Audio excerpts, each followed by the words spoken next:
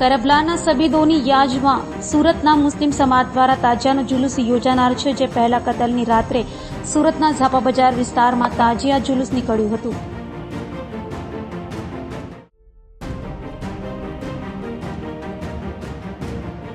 બુધવારે તાજિયાના જુલુસ સાથે મોહરમ પર્વનું સમાપન થશે. આ અંગે તાજિયા કમિટી દ્વારા જણાવાયું હતું કે 10 મોહરમ પહેલા કતલની રાત્રે એટલે કે મંગળવારના રોજ ઝાપા બજાર ખાતે તમામ તાજિયાઓનું જુલુસ નીકળ્યું હતું, જે જુલુસને નિહાળવા શહેરીજનો ઉમટી પડ્યા હતા. તો ઝાપા બજાર વિસ્તારમાં રાત્રિના સમયે નીકળેલા તાજિયા જુલુસનું સ્વાગત આગેવાનો દ્વારા કરાયું હતું.